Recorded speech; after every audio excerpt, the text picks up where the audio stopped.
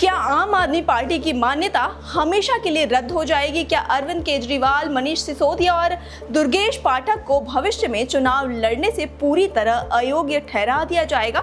पिछले कुछ समय से ये बड़े और गंभीर सवाल दिल्ली ही नहीं बल्कि पूरे देश की राजनीति में एक जबरदस्त हलचल मचा रहे थे और हर तरफ यही चर्चा थी कि आखिर आम आदमी पार्टी के भविष्य का क्या होने वाला है। ये पूरा मामला दरअसल एक जनहित याचिका यानी PIL से जुड़ा हुआ था, जिसे दिल्ली हाई कोर्ट के दरवाजे तक ले जाया गया था। इस याचिका में अदालत ने ये सख्त मांग की गई थी कि वो भारत निर्वाचन आयोग यानी इलेक्शन कमीशन को एक बड़ा निर्देश जारी करे कि चुनाव आयोग बिना किसी देरी के आम आदमी पार्टी का राजनीतिक पंजीकरण या रजिस्ट्रेशन तुरंत प्रभाव से रद्द कर दे। इसके पीछे याचिकाकर्ता की तरफ से ये दलील दी जा रही थी कि पार्टी के शीर्ष नेताओं पर कई तरह के मामले और अवमानना की कार्रवाइयां चल रही हैं, इसलिए इस पार्टी को एक राजनीतिक दल के रूप में काम करने का कोई कानूनी अधिकार नहीं होना चाहिए। बात सिर्फ पार्टी को खत्म करने तक ही सीमित नहीं थी, बल्कि इस याचिका में पार्टी के सबसे बड़े चेहरों अरविंद केजरीवाल, मनीष सिसोदिया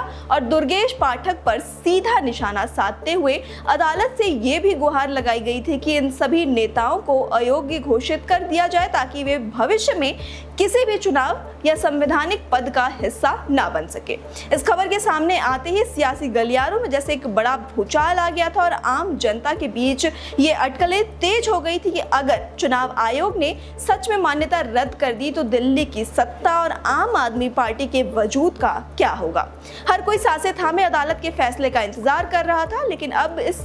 पूरे हाई वोल्टेज ड्रामे और तमाम अटकलों पर एक बहुत बड़ा और अंतिम फैसला आ चुका है। दिल्ली हाई कोर्ट ने इस पूरे मामले की सुनवाई करते हुए बुधवार को एक ऐसा आदेश दिया है जिसने आम आदमी पार्टी को एक बहुत बड़ी राहत दे दी है। आपको बता दें कि हाई कोर्ट ने आम आदमी पार्टी का रजिस्ट्रेशन रद्द करने और केजरीवाल सहित अन्य नेताओं को अयोग्य ठहराने वाले इस जनहित याचिका को पूरी तरह से खारिज कर दिया है। अदालत ने अपने फैसले में स्थिति को एकदम स्पष्ट करते हुए कहा कि किसी भी व्यक्ति विशेष या पार्टी के नेताओं के खिलाफ चल रही अवमानना की कार्रवाई या कानूनी मामलों का असर पूरी की पूरी राजनीतिक पार्टी के पंजीकरण पर बिल्कुल नहीं पड़ सकता। कोर्ट का साफ तौर पर यह मानना है कि कोई भी राजनीतिक दल एक अलग कानूनी इकाई होता है और उसके नेताओं के व्यक्तिगत मुकदमों के आधार पर पार्टी की मान्यता को ऐसे ही नहीं खत्म किया जा सकता। तो सीधे और आसान शब्दों में कहें तो हाई कोर्ट ने इस याचिका को सिरे से रद्द कर दिया है और आम आदमी पार्टी पर मंडरा रहा